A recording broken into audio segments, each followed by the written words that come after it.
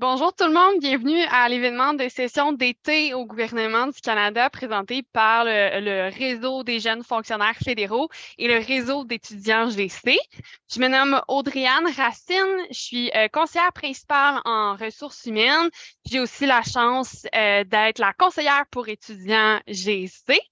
Mes pronoms sont elle, she, her. Pour ceux qui bénéficieraient d'une description visuelle, je suis une femme dans la vingtaine. J'ai un petit chandail noir, de longs cheveux noirs, des lunettes et un casque d'écoute à la pilote d'avion.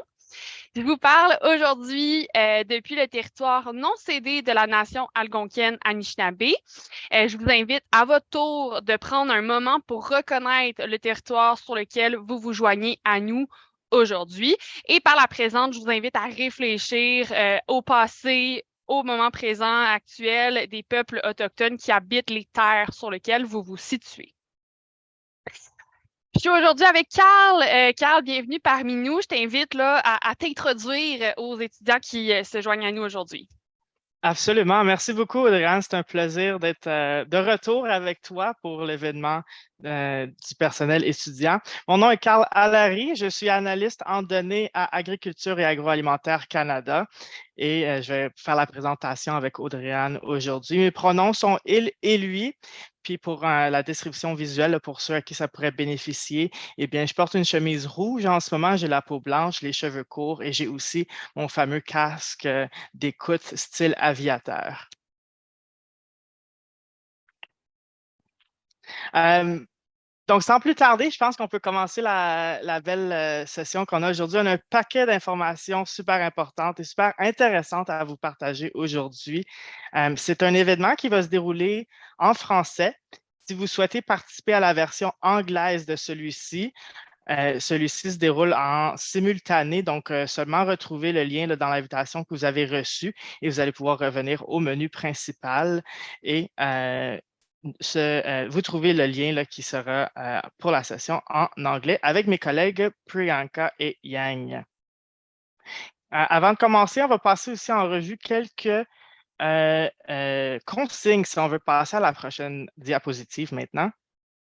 Donc, veuillez noter que pour la session d'aujourd'hui, là, les caméras et les microphones sont désactivés. L'événement sera aussi enregistré et disponible pour le visuellement par la suite. Donc, si jamais vous voulez passer en revue là, les belles ressources qu'on vous a à vous présenter aujourd'hui, c'est possible de le faire par la suite.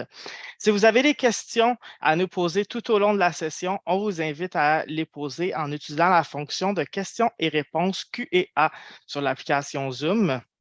Donc, on va y répondre plus tard là, dans la dernière partie de la rencontre. Et finalement, pour un meilleur visionnement, bien, on vous encourage à vous déconnecter du VPN, pardon, de votre organisation. On vous encourage aussi à utiliser un appareil personnel. Parfois, ça peut aider la connexion.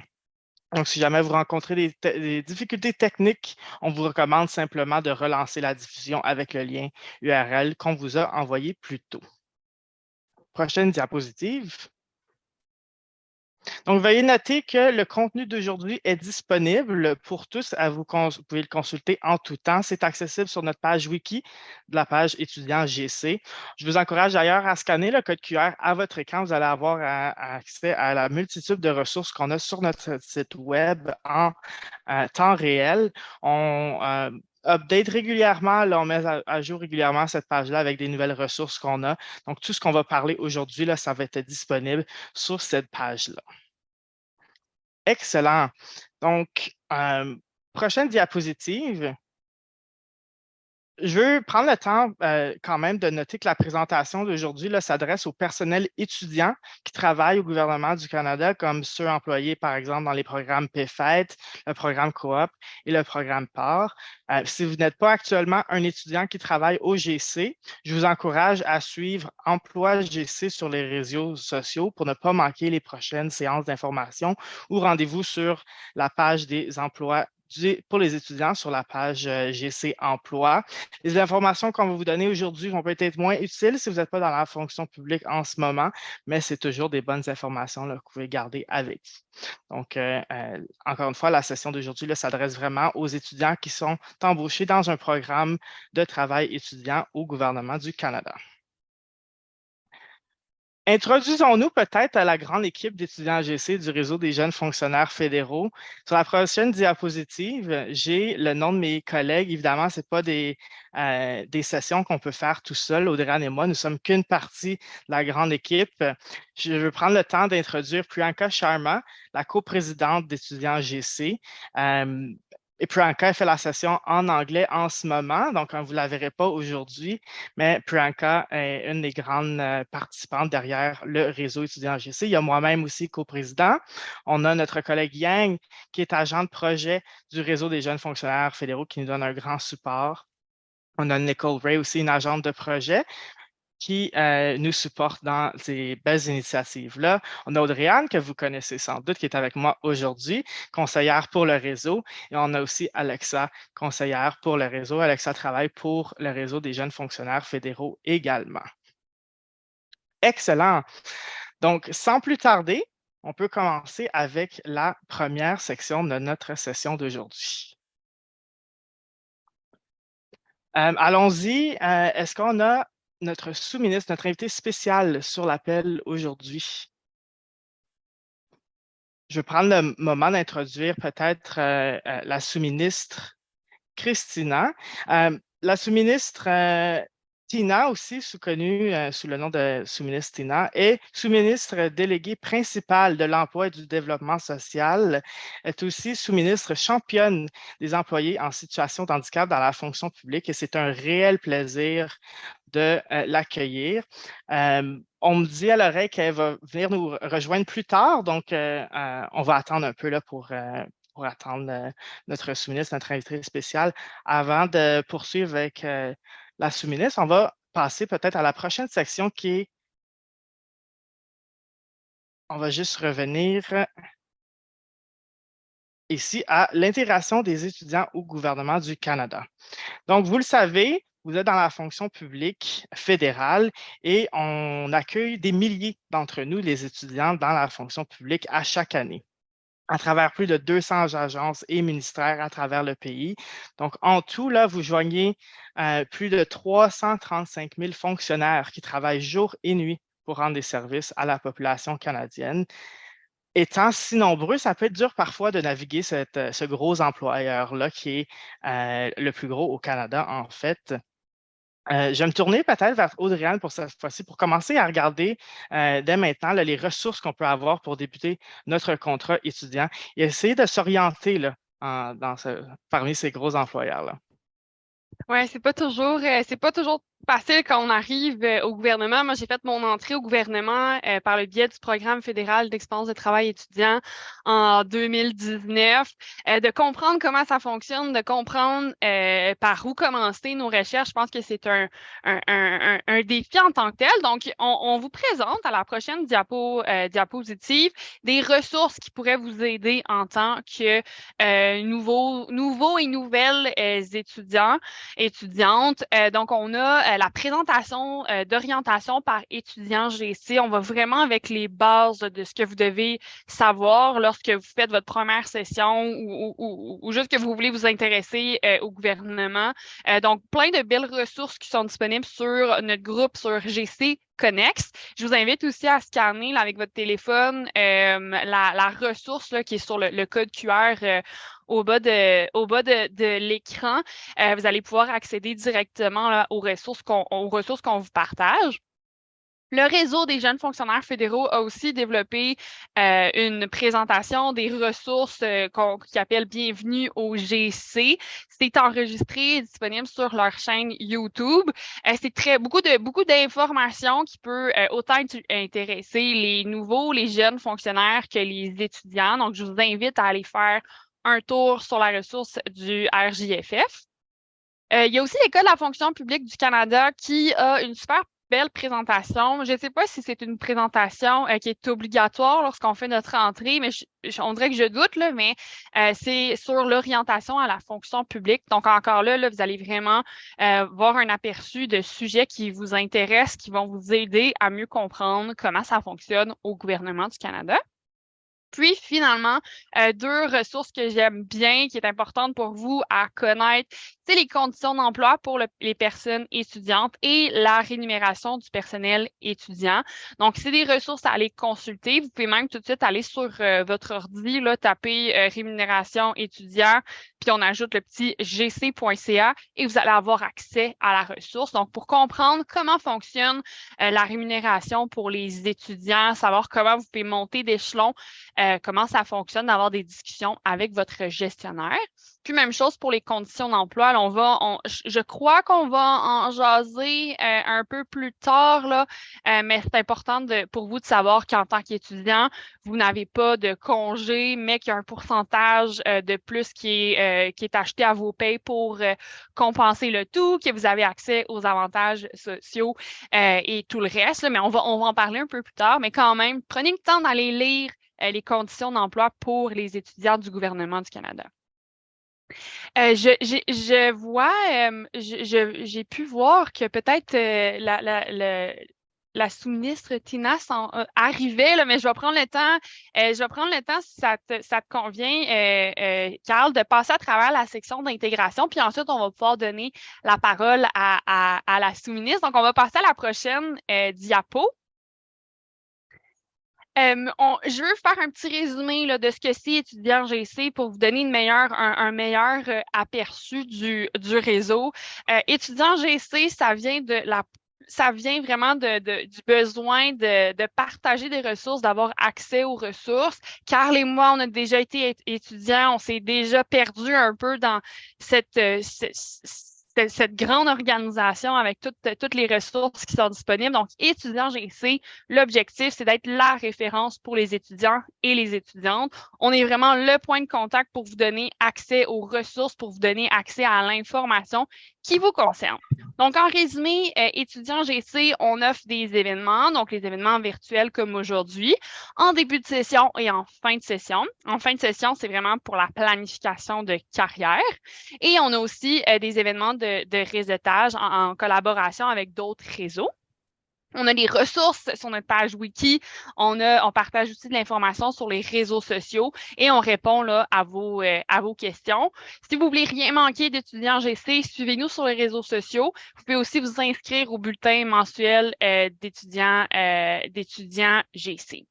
Je vois on a une invitée.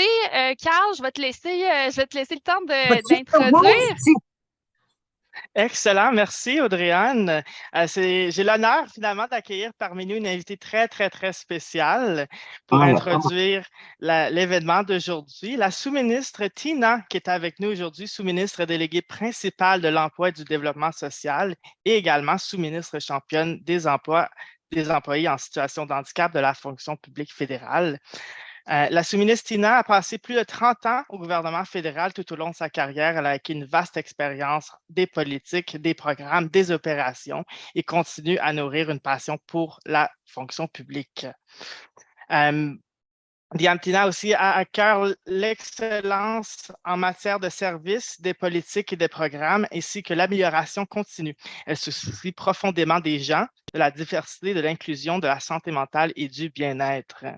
Donc, sans plus tarder, sous-ministre Tina, je vous tourne la parole et merci beaucoup d'être avec nous aujourd'hui. Merci beaucoup, Carl. C'est un plaisir pour moi d'être ici cet après-midi avec vous. Je crois que les événements comme l'événement aujourd'hui est tellement important. Et peut-être au début, je peux mentionner que je suis ici dans l'édifice Confédération. Je viens juste d'avoir une petite réunion avec mon ministre. Alors, mes excuses d'être quelques minutes en retard. Mais peut-être je peux indiquer aussi que je suis sur le territoire non cédé de la peuple algonquin Anishinaabe. Et c'est un honneur pour moi d'être ici cet après-midi. Pour moi, je crois que la séance intitulée « Débutez votre session », vous recevrez des renseignements sur les outils d'intégration et vos conditions d'emploi, ainsi que diverses conseils pratiques pour tirer le maximum de votre temps à la fonction publique fédérale. Elle vous donnera également l'occasion d'apprendre et d'accueillir des compétences essentielles en milieu de travail qui vous serviront dans votre parcours professionnel, pas seulement comme fonctionnaire, mais peut-être dans d'autres expériences d'emploi. Mais j'espère que vous devriez rester avec nous parce que, comme moi, je trouve que d'être fonctionnaire c'est un emploi formidable. OK, commençons par souligner l'importance de cultiver des relations solides et d'établir des réseaux. Pour moi, c'est un point tellement important parce que je crois que les relations sont au cœur de la réussite professionnelle. Elles apportent soutien, mentorat et possibilités de perfectionnement personnel et d'avancement professionnel. C'est important d'être sincère, écouter activement et offrir de l'aide lorsque vous le pouvez. N'oubliez pas que le réseautage est bilatéral. Même si on y gagne beaucoup, on a aussi intérêt à y contribuer. Il y a de nombreuses façons de bâtir ton réseau, comme participer à des événements, à se joindre à des groupes professionnels et entretenir des bonnes relations. Plus vous enrichirez votre réseau, vous aurez des ressources auxquelles vous pourrez faire appel si vous avez besoin d'aide ou si une occasion se présente. Et je me souviens de mes débuts à la fonction publique il y a longtemps, presque 35 ans. C'est clair que probablement je suis une fonctionnaire pour plus d'années que presque toutes les personnes sont, we're alive, qui sont ici dans cette session. Ça me choque un petit peu, mais c'est la réalité après 35 ans. Mais c'est important de penser sur qu'est-ce qu'on peut offrir comme fonctionnaire, pas seulement qu'est-ce qu'on peut obtenir comme fonctionnaire, parce que nous jouons un rôle tellement important pour les Canadiens et les Canadiennes. Et je me rappelle aussi m'être senti dépassée par la taille de la fonction publique quand j'ai commencé. Et j'ai travaillé dans 9 organisations différentes, de la sécurité publique à la santé publique. Et je suis maintenant sous-ministre délégué principal à l'emploi et développement social Canada, comme a été mentionné. La plupart des Canadiens et des Canadiennes ne se rendent pas compte des nombreuses perspectives de carrière qu'offre la fonction publique. Garde pour Parc Canada, agent des services frontaliers pour l'Agence des services frontaliers du Canada, biotechnologue dans un laboratoire de calibre mondial ou analyste des politiques contribuant à façonner les lois de l'avenir. Les possibilités sont vraiment énormes. Ce qui m'a aidé à me sentir inclus et à connaître le succès, très tôt, j'ai appris qu'il était essentiel de bâtir mon réseau de pairs et d'entrer en contact avec des mentors. Et voyons maintenant comment établir des objectifs de carrière clairs. Ça, c'est une autre étape cruciale qui est souvent négligée. Commencez par déterminer vos objectifs à court terme. Ça, c'est important. Et vous pourrez ainsi définir vos objectifs et un calendrier pour les atteindre. Mais soyez réaliste. Par exemple, de développer des capacités nécessaires d'être une haute fonctionnaire, ça va prendre du temps. Mais d'avoir une ambition d'être une haute fonctionnaire, ça, c'est important aussi. L'autre chose que je veux partager avec vous, c'est de régulièrement réviser vos objectifs parce que des fois, ils changent. Et c'est important de connaître vos ambitions, mais de les connaître dans le contexte de votre vie. Et la troisième et dernière compétence essentielle pour réussir est de faire preuve d'initiative et de proactivité. Je pense que tout le monde est capable d'être des leaders.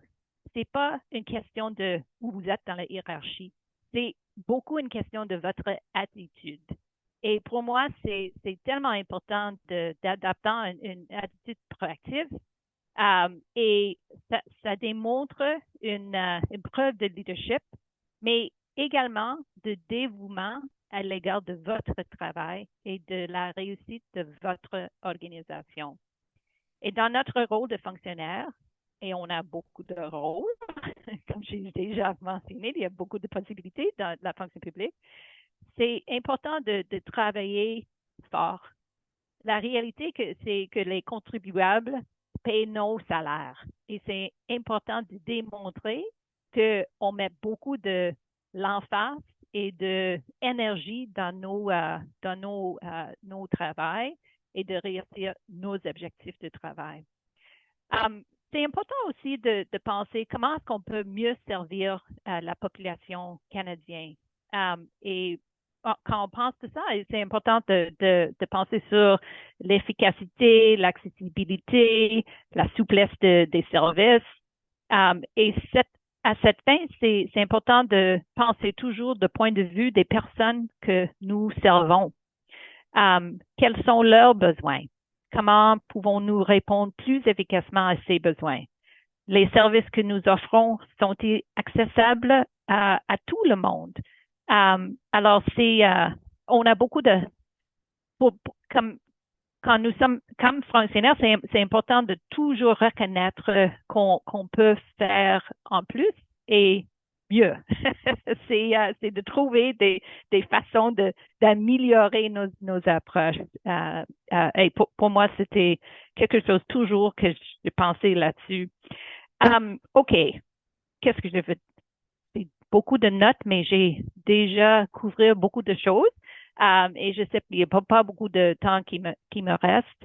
Peut-être je peux terminer en disant, OK, pour moi, comme était mentionné, la fonction publique, nous avons des objectifs et nous sommes, on met beaucoup l'emphase sur les questions des diversités, égalité et l'inclusion. C'est tellement important pour nous parce que c'est important pour nous de représenter les Canadiens et les Canadiennes qu'on sert. Et comme championne pour les employés en situation d'handicap, c'est un de nos groupes d'équité. Je veux seulement mentionner que s'il y a des participants aujourd'hui qui sont des employés en situation d'handicap, on veut vous offrir le meilleur soutien possible. Et c'est des fois, je sais qu'il y a différents employés qui ont besoin de certains outils. C'est pas un problème. Posez la question, demandez le soutien. Nous sommes ici pour vous offrir le meilleur soutien possible. Et c'est pas seulement pour les employés en situation d'handicap, mais nous avons des obligations concernant les lois sur les adaptations. C'est tellement important pour nous. Alors, posez la question, demandez le soutien que vous avez besoin. OK. En terminé, peut-être l'autre chose que je peux vous laisser comme idée, c'est avoir du fun. C'est une opportunité pendant l'été de rencontrer d'autres personnes, d'amuser-vous un petit peu, de bâtir vos réseaux et d'assurer que vous êtes prête de l'apprentissage, les possibilités d'apprentissage qui sont toujours reliées à les différentes postes qui existent au niveau fédéral. Alors, merci beaucoup et j'espère que tout va être bien cet été pour vous et que certaines parmi vous vont décider de rester comme fonctionnaires. OK, merci et bon après-midi. J'espère. OK, Carl, je vais terminer. Merci beaucoup. Merci. Merci beaucoup, Sous-ministre Tina, pour votre message. C'est super de voir que des hauts fonctionnaires comme vous, prenez du temps de votre horaire très chargé. Vous avez parlé que vous étiez en rencontre avec le ministre plus tôt, mais vous prenez quand même le temps de venir nous parler au personnel étudiant pour partager votre expérience, partager on sent votre passion quand vous parlez. Je trouve ça très inspirant. Donc, merci beaucoup d'avoir partagé ça. Merci aussi de nous rappeler les programmes qui existent pour les employés en situation de handicap. C'est des trucs qu'il faut le rappeler parce que ça existe, sont présents. On devrait en prendre avantage quand ils sont là. Donc, merci beaucoup pour votre temps, ministre Tina. C'est un plaisir de vous voir aujourd'hui. Je sais pas toi, Audrey, mais moi, je me sens encore plus inspirée de continuer à parler des ressources qui existent, des trucs, les carrières dans la fonction publique. J'adore. Super. Audrey, je pense qu'on était rendu. Je pense qu'on On a avait fini la parlé, section.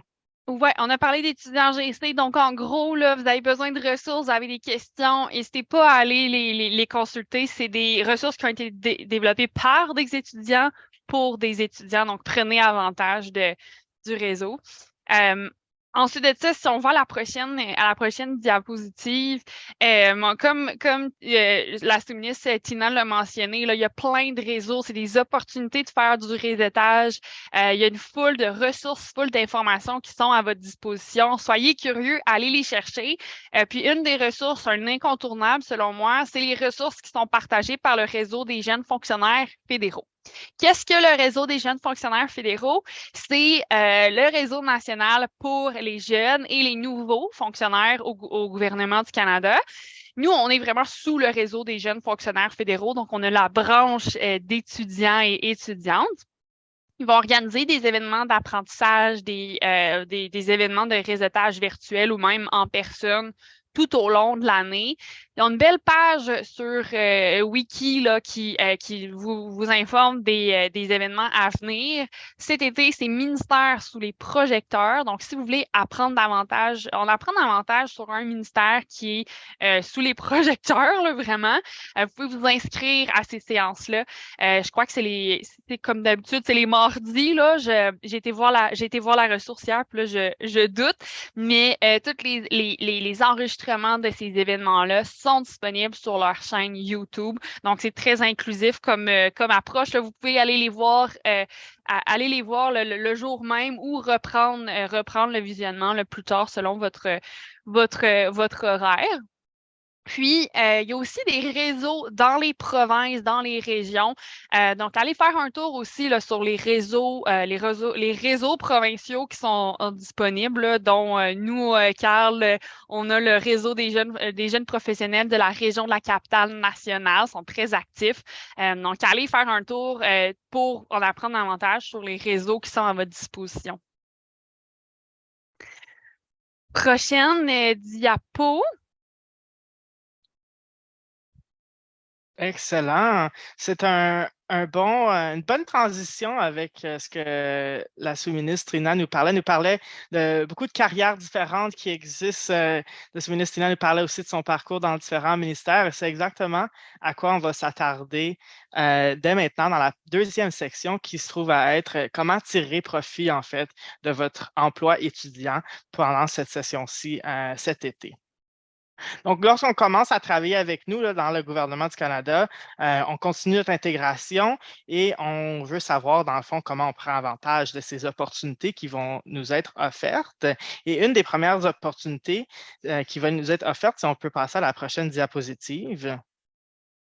Bien, en fait, c'est servir les Canadiens et les Canadiennes dans un monde incertain avec des enjeux super importants, que ce soit ici à la maison ou à l'international. Et là, je pense entre autres, ça, c'est des enjeux qu'on parlait v'là un mois, 3 mois, v'là un an, mais il y a des nouveaux enjeux aujourd'hui qui arrivent et c'est des trucs qui changent continuellement. Donc, c'est vraiment un monde dynamique où est-ce qu'il y a des sujets tout le temps super passionnants qu'on peut travailler dessus, qu'on a la chance de travailler, de faire une différence quand on travaille dans la fonction publique canadienne. J'ai mentionné dans le passé la relance post-COVID, la numérisation des services, la diversité et l'inclusion, la réconciliation. C'est des trucs que la sous-ministre Tina nous disait qui est aussi très, très important pour les hauts fonctionnaires. Donc, c'est tous des sujets qui peuvent être intéressants. Ces jours-ci, on va parler d'autres enjeux, par exemple les changements climatiques et tout. Donc, il y a une panoplie là, de sujets qui pourraient vous intéresser et c'est sûr qu'il y a un emploi associé à ça dans le gouvernement du Canada. Un deuxième avantage, c'est une carrière à la hauteur de votre passion. Peu importe les sujets, peu importe ce qui vous intéresse, peu importe ce que vous avez étudié, il y a quelque chose qui va vous offrir à vous dans la fonction publique. Tina encore nous parlait les laboratoires de calibre mondial qui existent. Donc, une carrière en biologie est très possible dans la fonction publique, comme une carrière en santé, une carrière dans le développement international ou une carrière dans les enjeux de justice sociale. Donc, c'est des carrières qui existent, qui sont multiples, qui sont offertes à vous. Prochaine diapositive. Ensuite, la panoplie des sujets qu'on a dans la fonction publique, ben ça se traduit par une expérience de travail diversifiée. Après votre premier emploi étudiant, s'il s'agit de votre premier contrat étudiant, par exemple, vous avez l'opportunité d'être réembauché s'il y a de la place, si votre gestionnaire puisse vous réembaucher par la suite, de continuer votre travail ou d'aller peut-être travailler dans une autre équipe sur un autre sujet qui vous passionne également. Je sais que certains étudiants ils aiment ça, aller un peu toucher à tout, aller voir ce qui se passe dans les autres départements.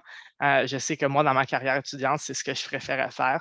Donc, c'est quelque chose qui est absolument possible de faire, de toucher un peu à tout. Et c'est ça la magie d'avoir un gros employeur comme ça, c'est qu'il y a des opportunités un peu partout. Ensuite, Audrey nous parlait un peu des conditions d'emploi plus tôt, mais on a plus de détails ici. Donc, un des avantages sur l'emploi étudiant au GC, c'est après 6 mois d'emploi étudiant à travailler plus de 12,5 heures par semaine, sans bris de service, donc en continu, vous avez maintenant accès à des assurances et vous pourrez contribuer au fonds de pension. Donc, les assurances de santé, les assurances dentaires, c'est des trucs qui vous seront mises à votre disposition après 6 mois de travail continu. Ensuite, une fois que vous avez eu un contrat dans la fonction publique et vous souhaitez peut-être continuer votre carrière ou poursuivre votre carrière dans la fonction publique fédérale, il y a possiblement des possibilités d'intégration pour les étudiants. Donc, ça, il s'agit d'un processus non annoncé externe qui puisse vous offrir un emploi, soit un terme ou un emploi permanent dans la fonction publique après vos études. Peut-être qu'en ce moment, vous vous demandez qu'est-ce que ça veut dire, c'est un processus non annoncé externe. Inquiétez-vous pas, on va avoir une autre session dans quelques mois qui va décortiquer tout ça, là. Donc, on va avoir notre événement « Comment planifier votre carrière » et vous allez pouvoir joindre cet événement-là plus tard dans la session estivale et on va vous aider à démystifier ces choses-là.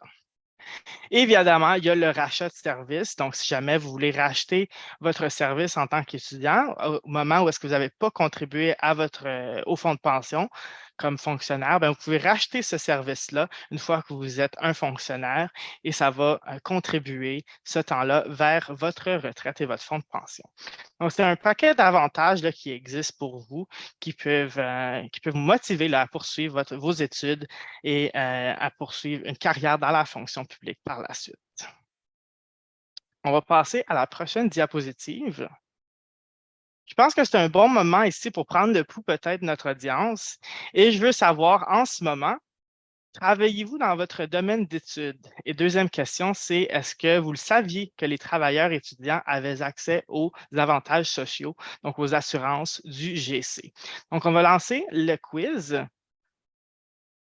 Je me souviens pas toi, Carl, mais moi, quand j'ai commencé en tant qu'étudiante, je travaillais vraiment pas dans mon domaine d'études, mais j'ai été capable, après, en faisant du réseautage, me trouver un emploi dans mon domaine d'études. Donc, ça arrive souvent que les étudiants, nécessairement, sont peut-être pas dans leur domaine d'études, mais il y a plein d'outils, plein de manières de faire du réseautage, puis c'est quelque Absolument, chose qui nous absolument. ressemble.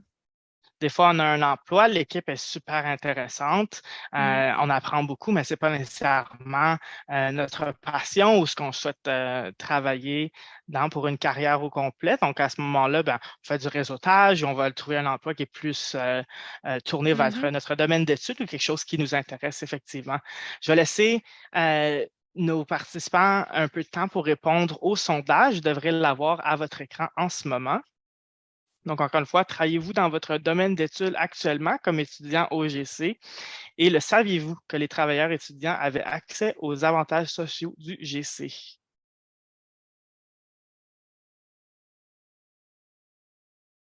vous laisse quelques secondes pour y répondre.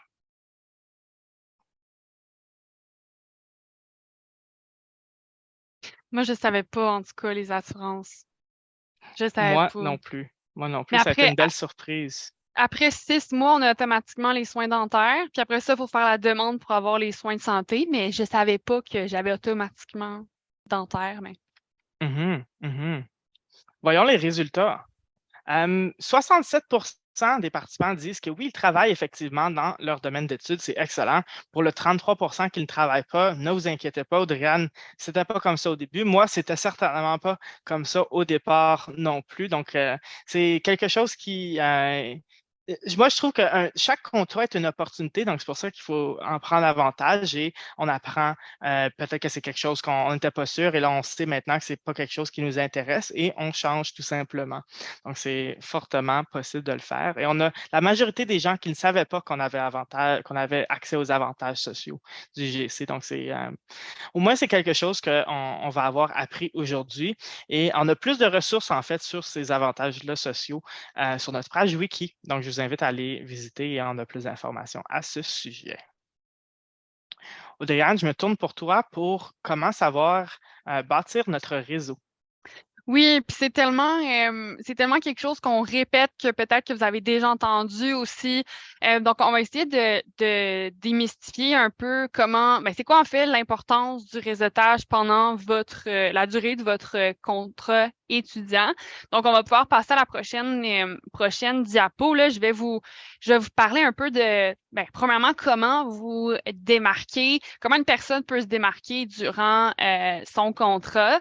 Donc, naturellement, là, rester professionnel, respecter les heures de travail, adopter une attitude professionnelle. Ayez confiance en vous, là, quand on parle de professionnalisme. Là, vous avez été engagé en tant qu'étudiant pour apporter des nouvelles idées, pour mettre en pratique vos connaissances. Donc, c'est un emploi étudiant, mais vous avez quand même un professionnalisme puis des compétences qui sont recherchées. Donc, ayez confiance en vous, démontrez votre professionnalisme, soyez motivé et enthousiaste, soyez curieux, posez des questions qui sont pertinentes, impliquez-vous dans vos tâches. Aussi, là, petite parenthèse, mais si aussi vous avez besoin de mesures d'accommodation, si vous avez des questions par rapport à comment mieux faire votre travail aussi. Soyez pas gênés de poser des questions à votre gestionnaire ou à vos collègues. C'est en démontrant de l'intérêt que vous allez aussi pouvoir faire du réseautage, bâtir votre réseau. Soyez proactifs, montrez de l'initiative, cherchez des manières, des opportunités pour contribuer davantage. Par exemple, si vous faites un bac en informatique, mais que vous avez des connaissances en design graphique, montrez ces compétences-là à votre équipe, appliquez des compétences qui sont peut-être pas liées directement avec votre emploi ou votre domaine d'études. Proposez des idées, des suggestions qui sont constructives. Encore là, vous avez des expériences différentes de peut-être votre gestionnaire qui vient d'une différente génération. Donc, ayez pas peur d'innover puis de proposer vos idées. Communiquer efficacement, c'est super important, puis c'est peut-être quelque chose qui n'est pas nécessairement facile d'entrer dans un milieu de travail qui est professionnel, mais n'ayez pas peur de vous exprimer, n'ayez pas peur de poser des questions. Écoutez aussi activement durant les rencontres là, pour démontrer encore là votre intérêt à apprendre davantage. Soignez votre travail, donc naturellement, faites preuve de rigueur, de précision dans les tâches que vous avez. Encore là, je fais un autre petit lien avec les mesures d'accommodation. Donc, mesures d'accommodation, par exemple, si vous avez des difficultés à l'écrit, vous pouvez demander d'avoir un logiciel pour vous aider à la rédaction, comme le logiciel Antidote. Et ça rentre vraiment dans soigner votre travail et naturellement, il y a une conversation avec votre gestionnaire pour en faire la demande et ça va vous aider dans votre travail. Donc, utilisez les outils qui sont à votre disposition. Développer vos connaissances et vos compétences et le temps durant votre contrat étudiant de vraiment aller chercher des compétences qui sont liées à un milieu professionnel. Vous pouvez vraiment débuter votre carrière après ce contrat étudiant-là, donc avoir un emploi déterminé ou indéterminé. Donc, prenez les compétences, les connaissances, je voulais dire, prenez avantage de ce contrat-là pour vous développer et naturellement d'établir des relations qui sont professionnelles. On ne sait jamais, autant au niveau étudiant, peut-être que l'étudiant qui est assis à côté de vous au bureau va être votre gestionnaire dans quelques années. Donc, ayez des contacts professionnels, bâtissez votre réseau de contacts avec vos collègues ou les gens qui vous entourent. La prochaine diapo, c'est une question qu'on reçoit souvent. Puis, je me suis posé la même question quand c'était à mon tour, là. Donc, la question est, je suis à la recherche d'un emploi étudiant dans mon domaine d'études. Par où dois-je débuter mes recherches? Donc, je vais juste faire 2 petits rappels, comme Carl l'a mentionné plus tôt. Après votre contrat étudiant au gouvernement du Canada, et selon moi, c'est l'étape la plus je vais dire la plus difficile à franchir, de se trouver un premier contrat, d'être embauché. Votre premier contrat, ça se peut qu'il ne soit pas dans votre domaine d'études, qu'il ne soit pas dans vos intérêts. Mais une fois que vous avez ce premier contrat-là étudiant, vous pouvez faire du réseautage pour trouver un autre emploi dans votre domaine d'études. Donc, vous allez, par exemple, sur les groupes Facebook. On en a un avec étudiants GC là, pour les étudiants et les étudiants nouvellement diplômés. Donc, les étudiants vont publier sur ce groupe-là, puis les gestionnaires vont pouvoir les contacter. Donc, c'est un moyen de faire du réseautage. Puis, mon deuxième rappel, c'est qu'après vos études, vous êtes admissible au processus d'intégration des étudiants. Ça s'appelle un processus non annoncé externe. Autrement dit, c'est que vous trouvez cette opportunité-là d'emploi en faisant du réseautage. Donc, c'est pas affiché sur Emploi GC, c'est pas affiché sur les réseaux sociaux. C'est vraiment avec du bouche à oreille. C'est vraiment votre gestionnaire connaît quelqu'un qui souhaite embaucher un ancien étudiant et vous allez avoir une connexion comme ça, vous allez faire votre réseautage comme ça. Ou même votre gestionnaire dans l'équipe souhaite embaucher quelqu'un. Donc, au lieu de publier sur Emploi GC qui recherche une personne pour ce poste-là, il va vous offrir le poste là, en justifiant que vous avez de l'expérience récente au gouvernement du Canada en tant qu'étudiant. Donc, super important de faire du réseautage pour ces 2 raisons. Et naturellement, la réponse à la question, c'est de faire du réseautage. Donc, j'ai mentionné là, les groupes Facebook, autant les gens dans votre équipe que votre gestionnaire, de démontrer votre intérêt à trouver quelque chose dans votre domaine d'études. Peut-être que votre gestionnaire a des amis, a des contacts qui travaillent vraiment dans votre domaine d'études. Donc, démontrer votre intérêt. Prochaine diapo, je vais encore plus répondre à la question. Une autre question qu'on reçoit souvent, comment puis-je débuter ma carrière au gouvernement du Canada après mon emploi étudiant? Donc, je l'ai mentionné, je vais le répéter, tous les travailleurs et toutes les travailleuses qui ont déjà travaillé au gouvernement avec un contrat étudiant ou un contrat même occasionnel, sont éligibles à l'intégration des étudiants. L'intégration des étudiants, c'est qu'on a une expérience de travail récente au gouvernement du Canada.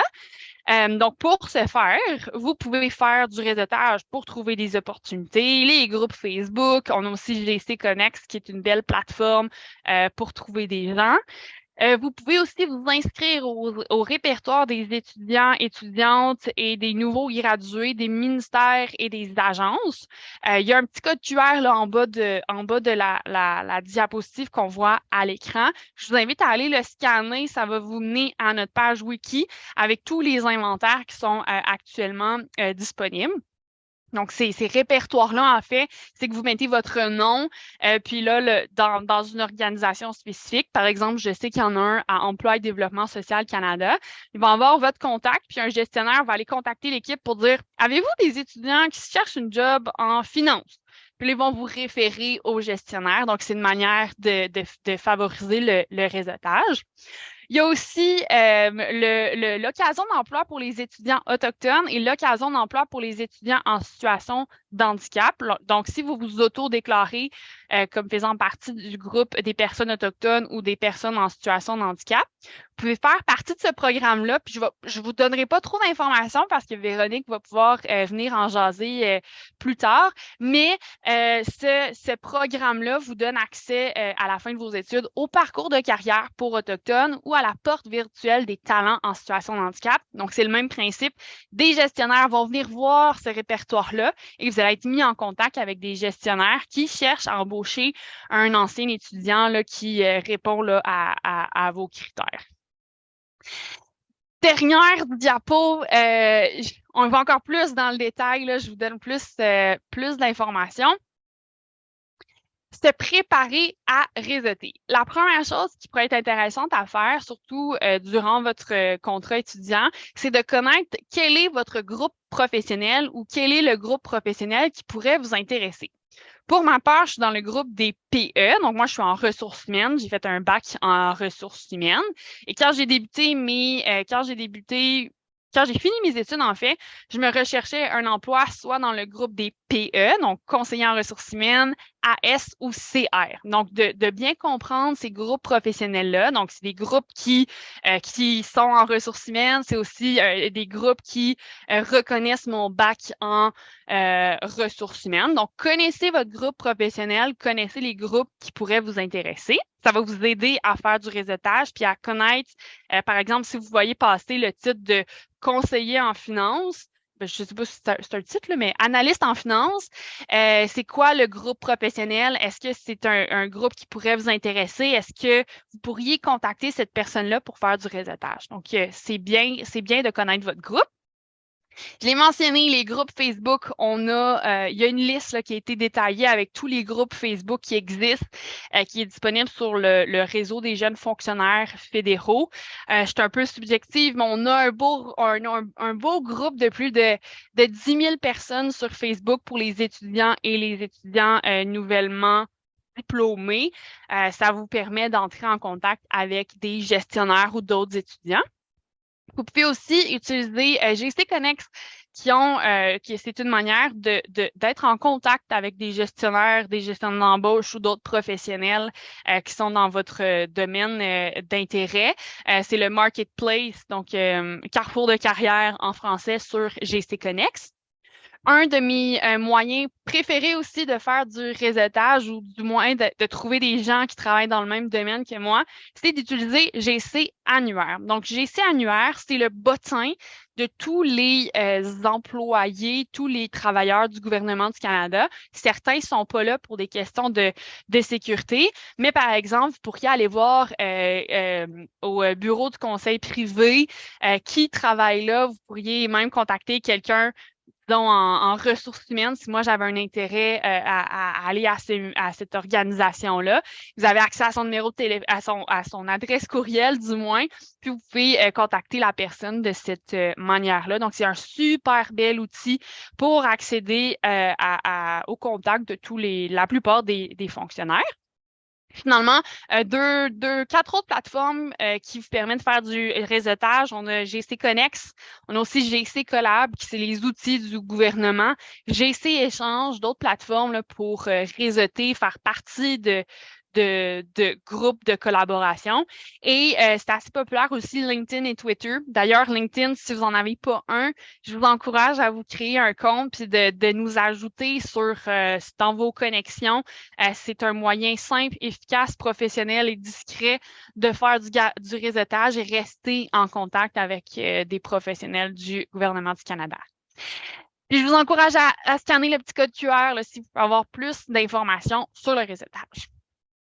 Hey, ça fait tellement d'infos, Carl! Je te redonne la parole. Merci beaucoup, Audrey-Anne, c'est super. À chaque fois qu'on parle du réseautage, à chaque fois, cette diapositive-là en particulier, je suis quand même, on a tellement de ressources. Puis même moi, des fois, je me dis, faut que j'aille parler à quelqu'un dans un autre ministère à propos de mon programme ou de quelque chose, puis je veux voir comment eux autres ils font. Et je pense pas à toutes ces ressources-là qui existent. Donc, c'est vraiment aussi tant pour du réseautage que des outils de travail. C'est vraiment fantastique, ces outils-là. Merci beaucoup, Audrey-Anne. On va passer à la prochaine diapositive. Et on a encore une fois d'autres questions pour nos participants. Et je veux savoir cette fois-ci, est-ce que vous souhaitez débuter votre carrière au sein du gouvernement du Canada après vos études? Et est-ce que vous connaissez le groupe professionnel dans lequel vous souhaitez débuter votre carrière? Et si oui, vous pouvez marquer le groupe là, dans la case appropriée. Toi, Carl, est-ce que tu souhaitais débuter ta carrière au sein du gouvernement du Canada après tes études l'année passée?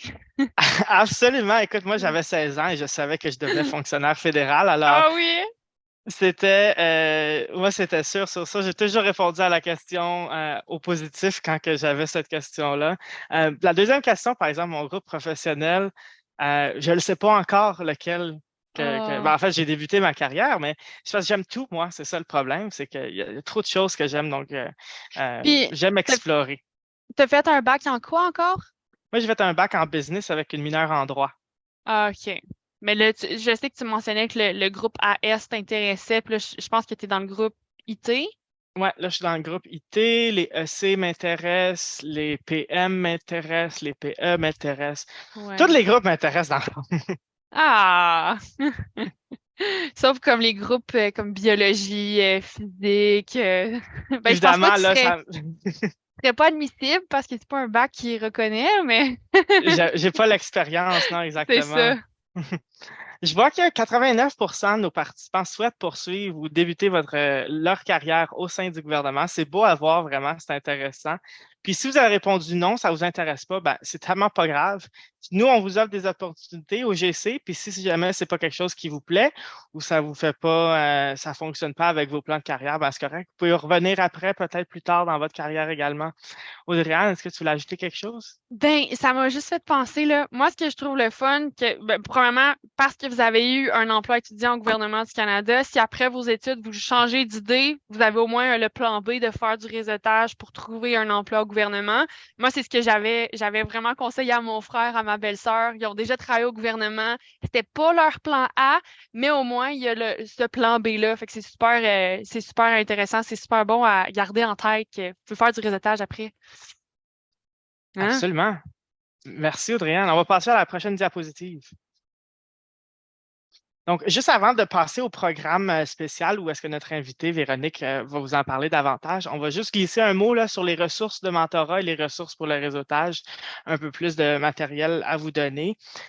Au sujet du mentorat, en fait, c'est une pratique consistant à conseiller ou à guider une personne dans son parcours professionnel. Donc, habituellement, on va avoir quelqu'un de plus haut niveau qui va guider une personne dans son début de carrière, par exemple. On a des ressources qui existent sur le mentorat, sur la page wiki avec le lien ici. Vous pouvez scanner encore une fois le code QR. Vous allez avoir accès à ces ressources-là. Comment réseauter? Quels sont les réseaux que vous pouvez utiliser pour débuter votre réseautage et votre parcours de réseautage? Il y a le réseau des jeunes fonctionnaires fédéraux. Il y a le réseau des jeunes pour certaines provinces et territoires. On a aussi des réseaux de la diversité. On a aussi notre propre réseau étudiant GC. On a un paquet d'événements qui existent virtuels, en personne, dans les régions, dans la région de la capitale nationale. Donc, on a un paquet de ressources, que ce soit nous ou autres. Il y a tout le temps plein de ressources qui existent pour le mentorat et pour le réseautage. Prochaine diapositive. Et finalement, les ressources d'apprentissage. vous êtes là aujourd'hui, donc vous avez déjà fait un bon pas vers les apprentissages en continu. Quand on débute sa carrière, même après avoir gradué de l'école, on continue nos apprentissages. Une carrière dans la fonction publique, ça veut dire apprendre en continu jusqu'à sa retraite et même plus encore. Où est-ce qu'on peut commencer à apprendre quand on travaille comme travailleur au gouvernement du Canada? Ben, c'est sur le développement de carrière avec le réseau des jeunes fonctionnaires fédéraux. Ils ont un paquet de ressources comme la série d'apprentissage virtuel, ils ont le camp de carrière, ils ont la série Les ministères sous le projecteur qu'Audrey en faisait mention plus tôt. Il y a aussi l'École de la fonction publique du Canada. Vous pouvez consulter la plateforme d'apprentissage de l'école. C'est une ressource qui est là pour vous, qui est gratuite. Vous avez probablement déjà utilisé cette plateforme-là pour faire les cours obligatoires. Bien, il y a aussi un paquet de cours qui ne sont pas nécessairement obligatoires, mais qui peuvent vous intéresser. Moi, je sais que j'essaie d'en prendre un de façon régulière là, pour continuer mes apprentissages puis continuer à me développer comme fonctionnaire. Donc, ce sont des ressources qui sont tous les deux gratuites et qui sont accessibles à vous. Excellent. J'aimerais maintenant introduire notre invitée, Véronique. Véronique est conseillère en ressources humaines à la Commission de la fonction publique et qui va nous parler des programmes disponibles au personnel étudiant.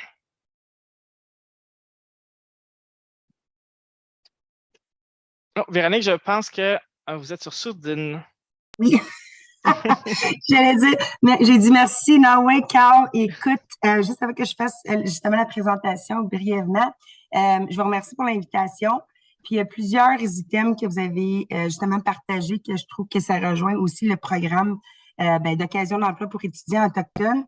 On a parlé des domaines d'études, que c'est une passion, le réseautage, le mentorat, et puis aussi toutes les ressources qui sont disponibles parce que votre page, elle est très bien construite en passant. Puis, tu sais aussi comment se démarquer. Donc, ça se peut qu'on arrive d'un emploi puis que c'est pas ce qu'on s'attendait que ce soit, mais c'est important d'avoir cette conversation-là avec votre gestionnaire pour vous assister pour aller vers qu'est-ce qui vous épanouit le plus. Donc, chez Con, bonjour, Véro Majo, Gachignac, Kenyan Gehaka, la communauté Mohawk de Kennesaw-Dagé à Oka. Pour ceux qui ont besoin d'une description visuelle, j'ai les cheveux et les yeux foncés et le teint basané. Et puis, je porte un gilet noir. Donc, je travaille à la Commission de la fonction publique au sein de la direction chargée du recrutement inclusif et plus précisément au Centre d'expertise autochtone. Et je suis ravie d'être ici avec vous aujourd'hui pour vous parler de deux excellents programmes auxquels vous pourriez être admissible en tant qu'étudiant qui occupe un emploi au sein du gouvernement du Canada. Il s'agit de l'occasion d'emploi pour étudiants autochtones, donc le OEEA, ainsi que l'occasion d'emploi pour étudiants en situation de handicap, donc l'OEIH. Bref, j'aimerais profiter de ce moment pour vous présenter ces programmes et vous expliquer comment vous pouvez vous inscrire. Donc, reste avec cette diapo-là. Je m'en viens dans celle-là. Donc, en quoi consistent exactement ces programmes? Donc, l'OEEA et l'OEIH sont des services de soutien destinés aux étudiants embauchés par le gouvernement du Canada et qui se sont auto-identifiés comme autochtones et ou comme personnes en situation de handicap. Les étudiants qui effectuent leur stage dans le cadre du programme fédéral d'expérience de travail d'étudiants, donc le PFETE, ou de tout autre programme d'emploi pour étudiants comme un PAR, donc un programme pour les assistants de recherche, coop ou stage, peuvent participer à ces deux programmes. Nous acceptons également les personnes qui travaillent en tant que stagiaires ou occasionnels, à condition d'avoir le statut d'étudiant auprès de leur établissement d'enseignement. Je tiens à préciser que l'OEA et l'OEIH sont deux programmes distincts qui servent leur communauté respective et ce, de manière indépendante. Nous offrons ces programmes comme initiative conjointe dans le but d'améliorer la représentation et l'inclusion des personnes autochtones et des personnes en situation de handicap dans la fonction publique fédérale. Bref, je prendrai donc le temps avec vous aujourd'hui pour expliquer les avantages de ces deux programmes à tous les étudiants présents aujourd'hui afin de s'assurer que vous avez tous les outils en main pour vous inscrire et si vous êtes intéressé d'y participer. Prochaine diapo. Reviens, excuse-moi, Carl, reviens encore. Donc, qu'est-ce que l'OEA et l'OEH offrent? Ces programmes offrent du soutien et une variété de services tout au long de l'année, dont je vais vous parler plus en détail sur cette diapositive.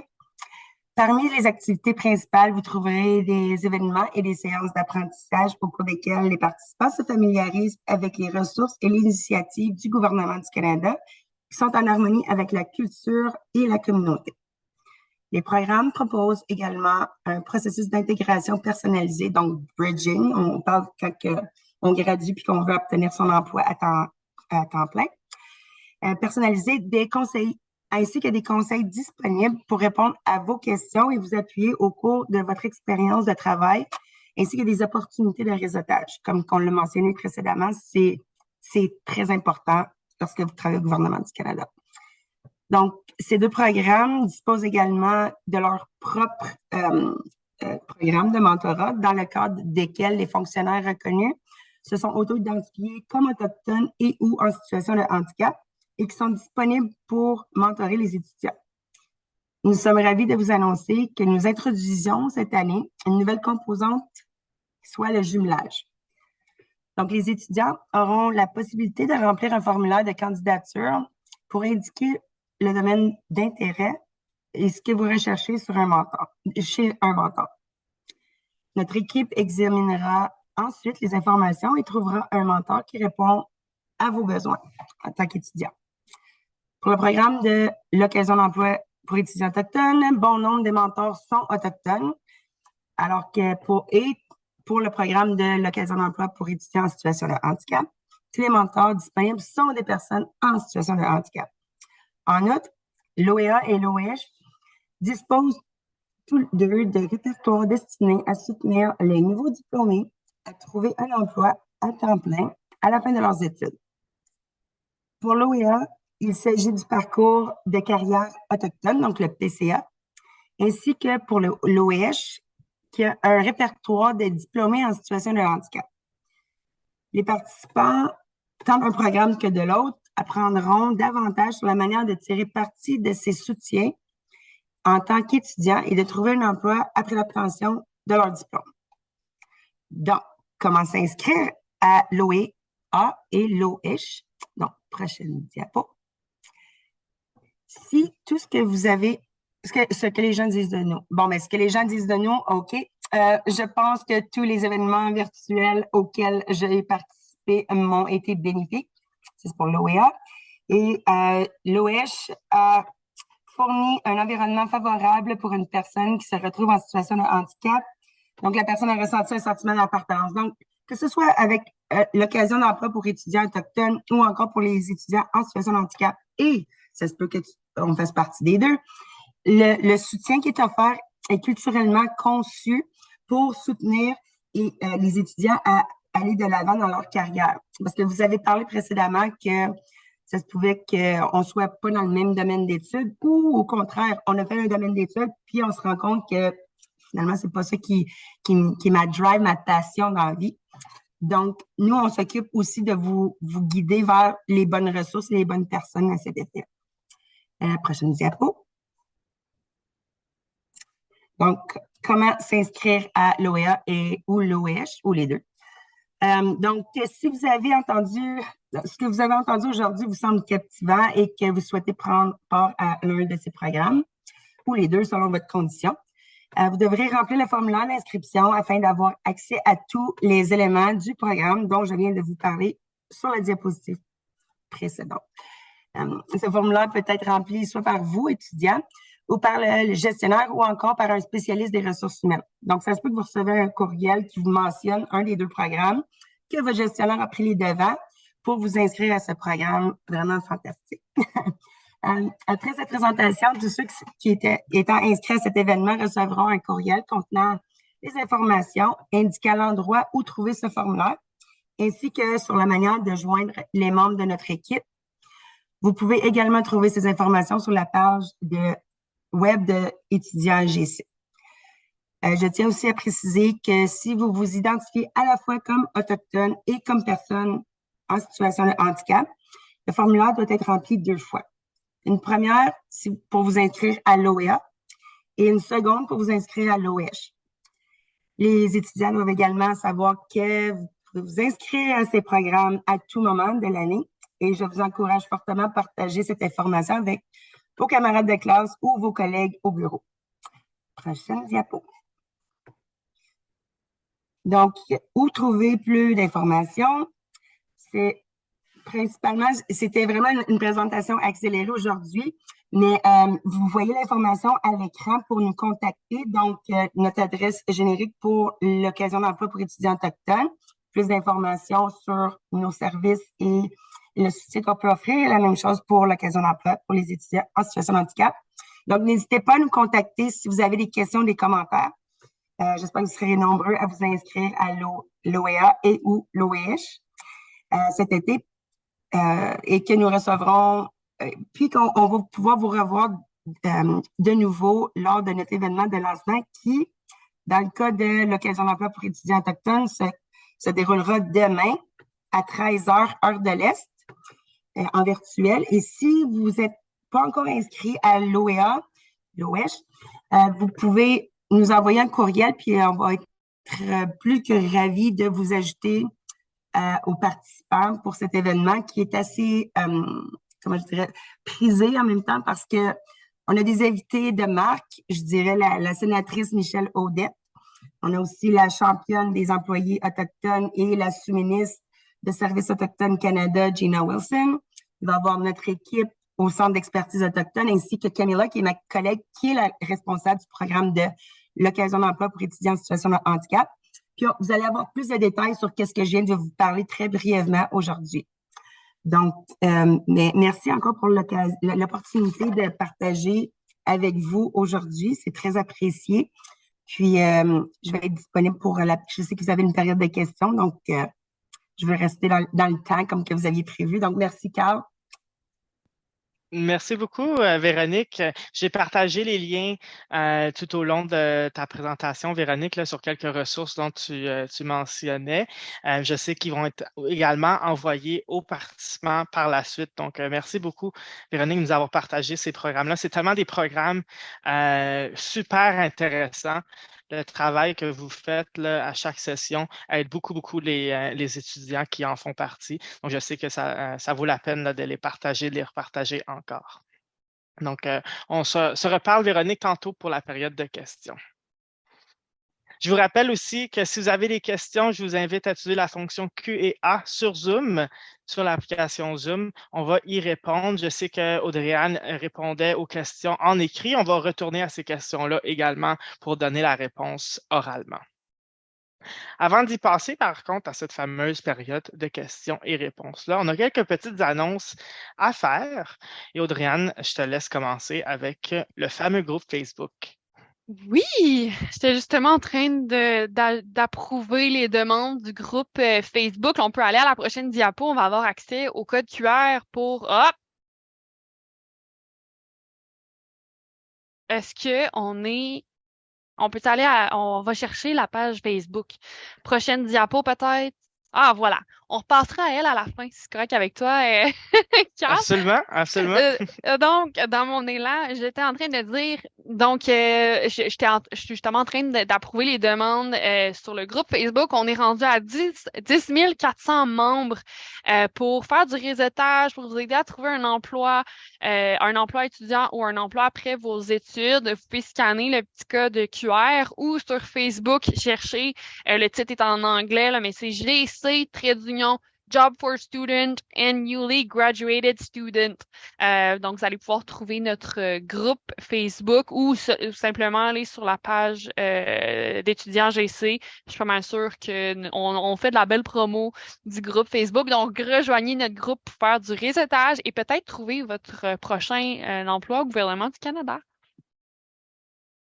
Voilà pour le groupe Facebook. On peut aller à la prochaine. On a aussi un super beau bulletin mensuel avec toutes les informations qui vous intéressent, toutes les informations qui vous concernent en tant qu'étudiant. Même chose, vous pouvez scanner le petit code QR pour vous inscrire. Vous allez recevoir le bulletin mensuel, puis vous pouvez aussi vous désabonner là, si vous voulez plus, il n'y a pas de stress.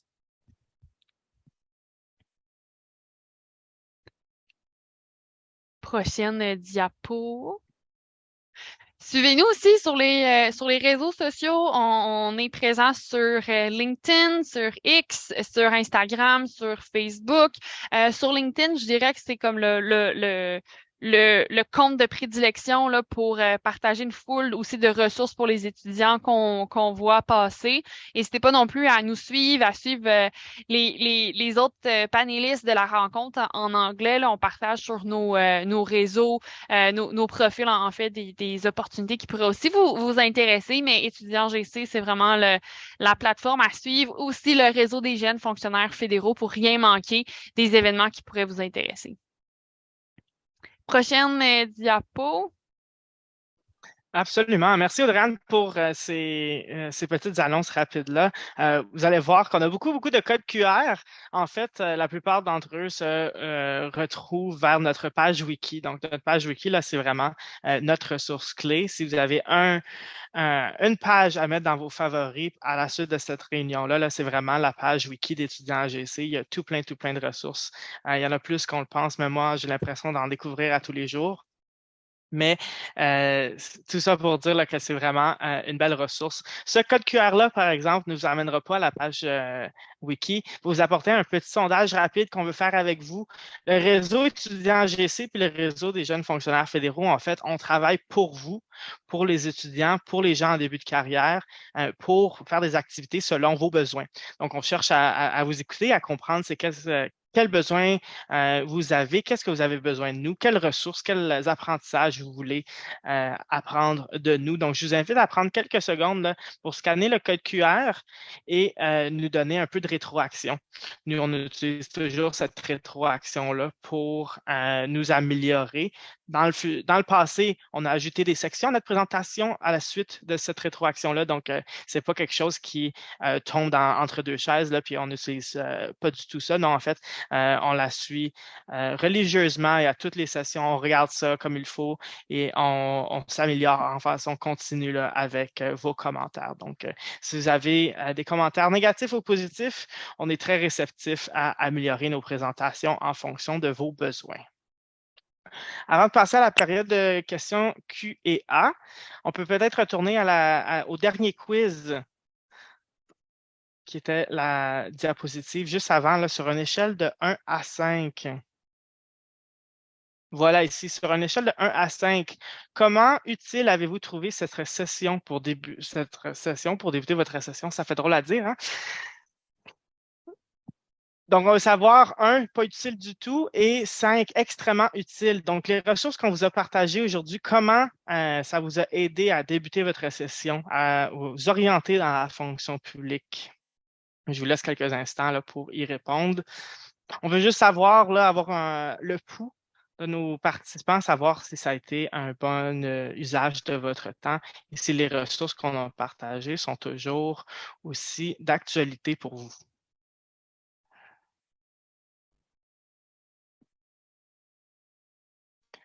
Merci beaucoup. Donc, sans plus attendre, je pense qu'on peut passer maintenant à la période de questions et réponses. Il s'agit du dernier segment de l'événement et je vous rappelle, vous pouvez poser vos questions en utilisant la fonction Q&A sur Zoom. Ça va être en bas de votre écran, là. Audrey-Anne, nos étudiants ont d'excellentes questions. Je vois que tu as déjà commencé à répondre à quelques-unes. Je n'étais pas capable d'attendre. Je sais, c'est tout le temps comme ça. À chaque fois, Audrey-Anne va tout le temps répondre aux questions là, d'avance parce qu'elle trouve ça trop intéressant. Véronique, je t'invite à te joindre parmi nous aussi. En fait, Véronique, la première question, je vais la diriger vers toi si tu le veux bien.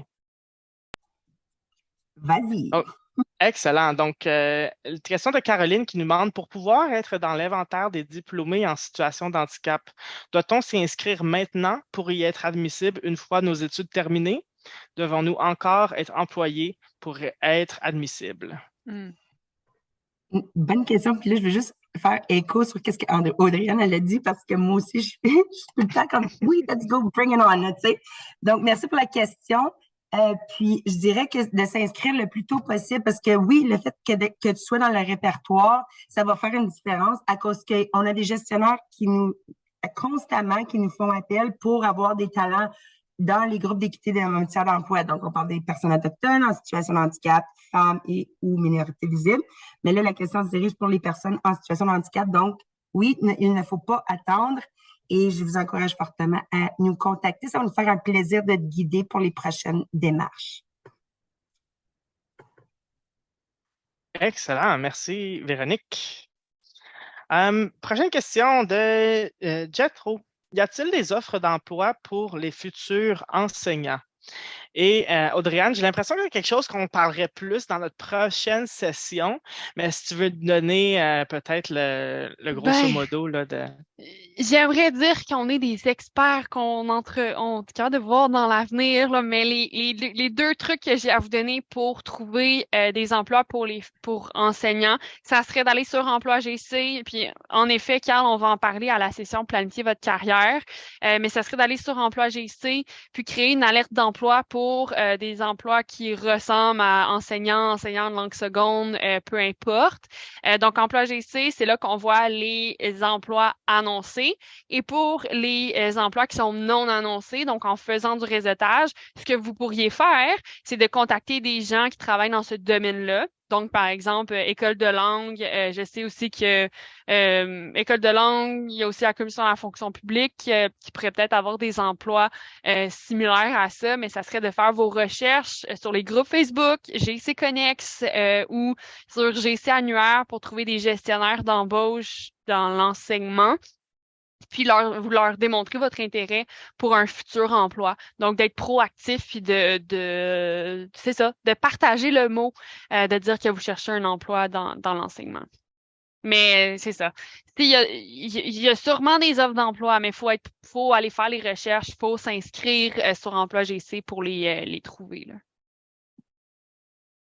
Absolument. Et ça, Audrey-Anne, on va donner plus de détails dans notre prochaine présentation sur comment planifier notre carrière. Donc, je vous invite à nous suivre justement sur les réseaux sociaux, à vous inscrire à notre infolette et on va partager l'information sur comment s'inscrire à cet événement-là qui va arriver dans les prochains mois. Merci beaucoup, Audrey-Anne. Prochaine question, et c'est une excellente question. On sait au GC, on aime tellement nos acronymes. Des fois, on oublie que quand on est à l'externe un peu, on ne sait pas qu'est-ce que ça veut dire, puis même des fois à l'interne non plus d'ailleurs. Donc, Maya nous demande, j'aimerais comprendre ce que les acronymes comme AS et PM, etc., qu'est-ce qu'ils veulent dire? Est-ce qu'il y a une liste quelque part de ces acronymes-là? Est-ce qu'il veut dire? Qu'on puisse identifier notre domaine. Donc, je pense qu'il y a deux sous-questions, en fait. Qu'est-ce que ça veut dire, ces acronymes-là, et comment on fait pour les comprendre, pour mieux aider à comprendre quel groupe on devrait aller vers? Audrey-Anne? Ben, je trouve ça drôle parce que, disons, moi, je suis PE, fait que ces acronymes-là comme AS, PM, c'est un groupe professionnel. Moi, je suis PE, mais à chaque fois, je dis, je sais pas qu'est-ce que ça veut dire PE, là, mais me semble ça veut dire gestion du personnel, là.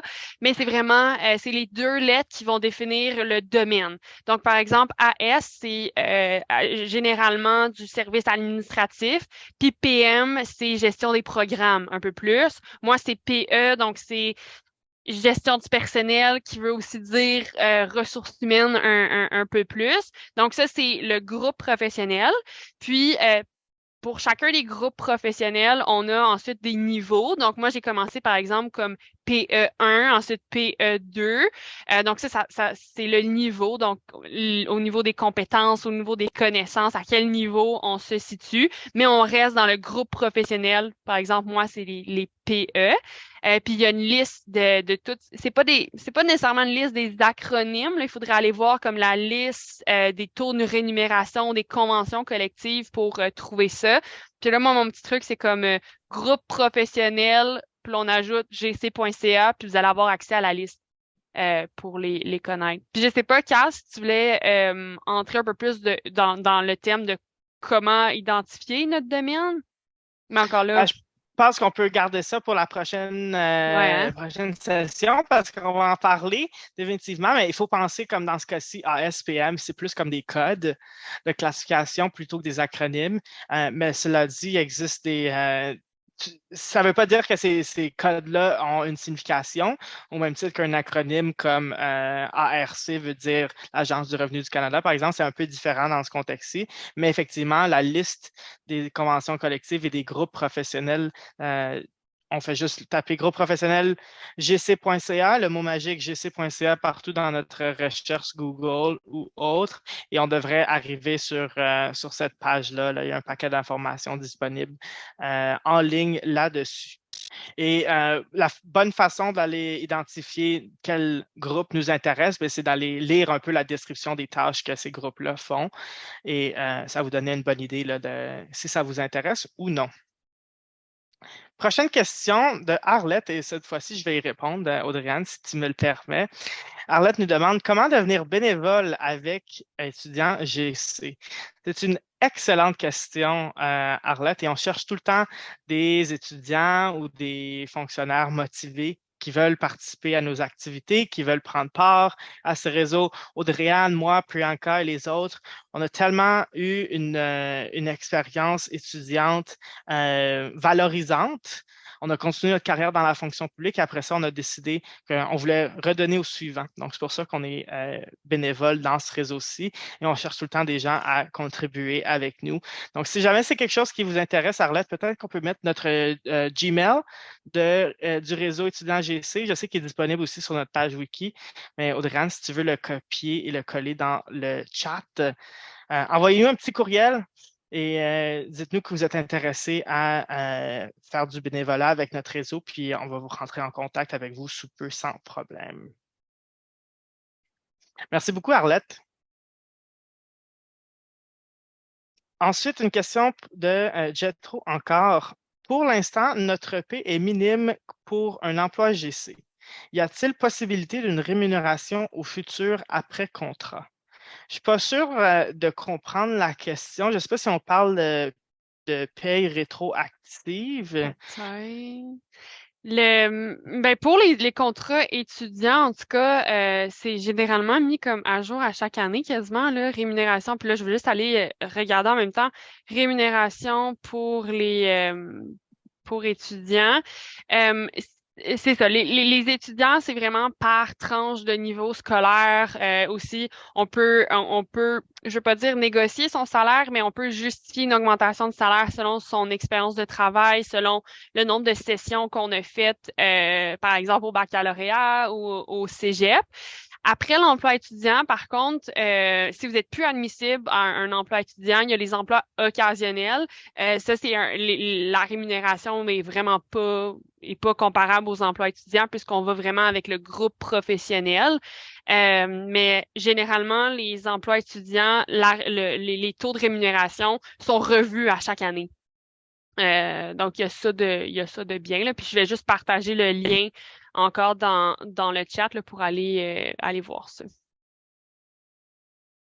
Excellent. Oui, je sais que la dernière mise à jour était le 1er mai 2024. C'est ça. Donc, effectivement, c'est quelque chose qui est mis à jour là, assez fréquemment pour ces trucs-là. Cela dit, c'est pas comme les fonctionnaires ou les autres groupes où est-ce qu'ils pourraient avoir des paies rétroactives. Là. Pour les étudiants, étant donné que c'est fait de façon continue, c'est vraiment les taux de rémunération qui sont affichés sur le site web, comme vous allez pouvoir voir. C'est les taux qui sont publics.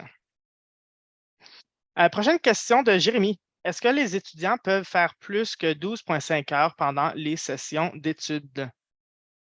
Audrey-Anne? L'idée des emplois étudiants, c'est que vous pouvez avoir un emploi au gouvernement en même temps de faire vos études. Oui, vous pouvez faire plus que 12,5 heures, mais c'est dans la conciliation de tout ça que peut-être un gestionnaire va dire, ben là, tu peux pas être temps plein étudiant dans mon équipe parce qu'on veut justement s'assurer une conciliation d'études et travail.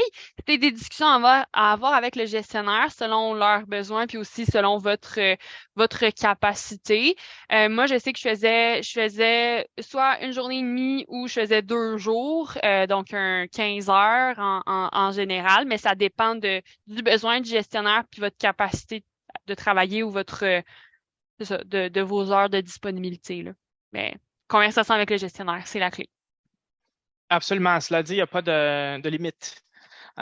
Actuellement, le standard, c'est évidemment 37,5 Ouais, heures, c'est ou ça, selon j'allais les heures dire. de la convention Wow! collective. Là. Il y a certaines conventions que c'est 40 heures, mais on peut faire plus que 12,5 heures. Je me souviens, moi, comme étudiant, là, je faisais 15 à 20 heures, dépendamment de la session, de mes disponibilités, des besoins de l'équipe aussi.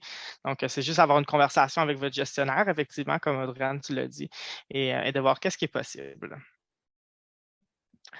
Une question ici de prudence pour la question des taux de rémunération.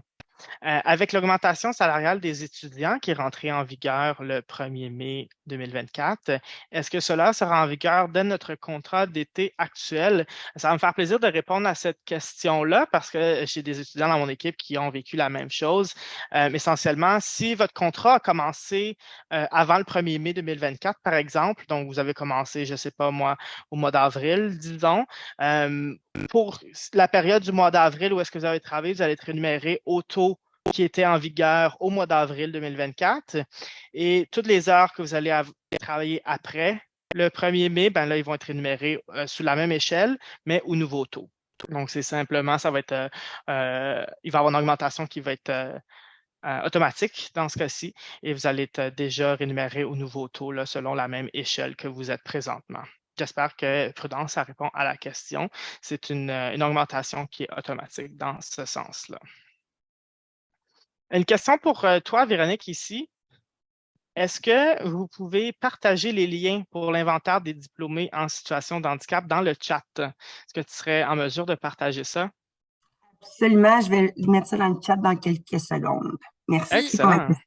Juste pour clarifier avec toi, Véronique, là, moi, de ma compréhension, on doit faire partie de l'occasion d'emploi pour les étudiants en situation de handicap ou les étudiants autochtones pour avoir accès à ces inventaires-là. Ben, en fait, oui, il faut être, si tu veux en faire partie, c'est ça, il faut que tu sois inscrit.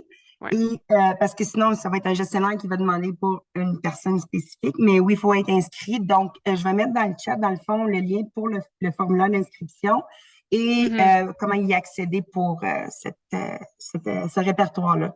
Puis dans le fond, vous qui vous occupez du programme d'occasion d'emploi pour les étudiants en situation de handicap, pour les étudiants autochtones, vous les mettez à la fin de leurs études dans ces inventaires-là. C'est comme la continuité. Je veux juste m'assurer que je comprends aussi là, pour bien répéter après. Question. Parce que non, c'est ça, c'est qu'en fait, le programme autant d'occasion d'emploi pour étudiants autochtones que pour en situation de handicap sont très alignés. Donc, dans le fond, tous les deux, il faut que tu sois inscrit à un ou les deux ou l'autre. Puis à partir de là, c'est justement, une fois que tu es inscrit, il va y avoir un co-formulaire à remplir. Puis ça, personnellement, je trouve que ça met vraiment de l'avant ton expérience de travail parce que, comme j'ai mentionné plus tôt, on se fait toujours demander des différents, par les gestionnaires, différents talents, tant autochtones qu'en situation de handicap et les deux. Puis, sans qu'on affiche ton nom nécessairement, ça va être une lettre ou un numéro, mais ça va afficher, exemple, c'est quoi ton domaine d'études? Est-ce que tu es peut-être préqualifié dans un bassin? Mais là, je ne veux pas m'embarquer dans cette conversation-là, ça peut être compliqué. Mais dans le fond, c'est juste pour mettre de l'avant ton talent, tes compétences. Puis quand on se fait faire une demande par un gestionnaire, on peut vous référer. Donc, je vais mettre ça dans le chat, ça ne sera pas trop long. Merci pour la question. Super, oui, c'est bon à clarifier ces choses-là. C'est des fois de la rentendre une deuxième fois, ça en tout cas, moi, ça m'aide tout le temps quand je rentends les choses une deuxième fois. Audrey-Anne, là, je vois que tu es en train de répondre à une question dans le Q&A. Oh oui, je te vois écrire, mais si tu veux répondre en même temps de vive voix, ça serait super. La question, c'est en parlant des salaires étudiants, à quoi correspond un échelon? Est-ce que c'est une session universitaire complétée ou une année scolaire complétée? Audrey-Anne? En fait, c'est marqué là, si on tape le rémunération pour étudiants gc.ca, on voit en fait comment on peut déterminer le salaire. C'est à la discrétion du gestionnaire. Donc là, si je regarde là, la page pour la rémunération des étudiants, là, on parle le taux est déterminé à l'étape de nomination en fonction en fonction du niveau de scolarité actuel de l'étudiant. Donc, si on est au bac, si on est à la maîtrise, si on est au secondaire, etc. Donc, la manière que les gestionnaires peuvent sélectionner ou déterminer le salaire, c'est lorsque les étudiants sont réembauchés, par exemple, s'ils ont une expérience de travail pertinente, s'ils ont plus d'un an d'études dans leur programme d'études actuelles, s'il y a, par exemple, une pénurie. Donc, il y a sept éléments là, qu'un gestionnaire peut s'appuyer pour donner un échelon plus élevé de rémunération à l'étudiant. Avec, je vous invite à aller voir la page, mais c'est ça. Selon l'expérience de travail, selon les connaissances, les compétences, un gestionnaire peut justifier un échelon plus élevé. Là. Exactement. Et c'est un peu l'expérience que mes étudiants dans mon équipe ont eue cette année, où est-ce que certains d'entre eux avaient un niveau de scolarité plus élevé, certains étaient au collège, au niveau collégial, certains au niveau universitaire. Donc, ça change un peu là, les taux de rémunération auxquels ils ont accès. Merci Audrey-Anne pour avoir clarifié ça. C'est vrai que quand on les lit, ce n'est pas tout le temps évident qu'est-ce que ça veut dire en français, mais c'est bon de clarifier ça. Merci. La dernière question qu'on a ici qui n'est toujours pas répondue, c'est une question de Yannick qui dit « Je suis présentement stagiaire jusqu'à la fin août, mais j'aimerais vraiment travailler à temps partiel durant la session d'automne. Si mon employeur ne me permet pas de poursuivre dans leur équipe pour des raisons budgétaires, est-ce que c'est facile de trouver un emploi à temps partiel ailleurs? » Je vais commencer la réponse, puis Audrey-Anne, je te laisse poursuivre, d'accord? Ici, ça, c'est un des aspects clés qu'on dit tout le temps à nos participants, c'est d'avoir une discussion avec votre gestionnaire, d'avoir une discussion avec votre gestionnaire plus tôt que tard. En fait, c'est important d'avoir une discussion le plus rapidement possible parce que on ne sait pas s'ils ont la possibilité dans leur budget de vous garder à temps partiel ou non. Et le plus tôt qu'on le sait, le plus de temps qu'on a pour aller faire d'autres démarches après pour trouver un emploi si rester dans l'équipe n'est pas possible. Audrey-Anne, quelles sont les façons qu'on peut trouver un emploi si rester dans notre équipe actuelle n'est pas une possibilité? Le premier truc, autre que le réseautage, ça serait de mettre à jour ou de vous inscrire au programme fédéral d'expérience de travail étudiant. Il y a quand même beaucoup de gestionnaires qui font des demandes là, pour accéder au programme. Donc, en fait, les gestionnaires vont soumettre des critères de sélection. Ça peut être qu'ils cherchent des étudiants bilingues, qu'ils cherchent des étudiants qui travaillent dans un domaine précis. Donc, vous, puisque vous avez un profil du programme fédéral d'expérience de travail étudiant qui est à jour, vous pourriez être référé à un gestionnaire qui cherche un étudiant qui répond à ces critères-là. Donc, si par exemple, vous êtes actuellement embauché avec Coop ou avec le programme d'assistant adjoint de recherche, je vous encouragerais de créer votre PFETE, donc le Programme fédéral d'expérience de travail étudiant, c'est sur Emploi GC, pour être référé à des gestionnaires. Et si vous avez déjà un compte, assurez-vous de le mettre à jour, assurez-vous de mettre à jour votre CV pour attirer l'attention des gestionnaires. Mes petits trucs que j'ai pour le PFETE, puis si jamais Véronique pourra renchérir, là, vous avez l'option de sélectionner, je crois, 5 domaines qui vous intéressent. Choisissez 5 domaines, pas juste ressources humaines, pas juste, par exemple, finances, pour vous donner plus d'opportunités, plus d'expérience de travail. Et naturellement, il y a la section d'auto self-ID, donc auto-déclaration sur Emploi GC. Donc, sélectionnez si vous faites partie d'un groupe enquête d'équité, donc les femmes, personnes en situation de handicap, personnes autochtones et les minorités visibles. Donc, le fait de vous auto-déclarer, c'est pour aider aussi les gestionnaires à aller chercher des personnes qui font partie des groupes enquête d'équité pour mieux représenter la population qu'on dessert, mais aussi pour que vous apportiez votre point de vue, vos connaissances dans les milieux de travail, puisque vous faites partie d'un groupe en quête d'équité. Donc, c'est les 2 petits trucs que j'aurais à donner. De pas avoir peur de vous auto-déclarer et aussi de sélectionner le plus de domaines qui vous intéressent possible pour augmenter vos chances. Je ne sais pas, Véronique, si tu pensais à autre chose, vraiment juste pour le programme fédéral, là. Mais là, d'autres déclarations.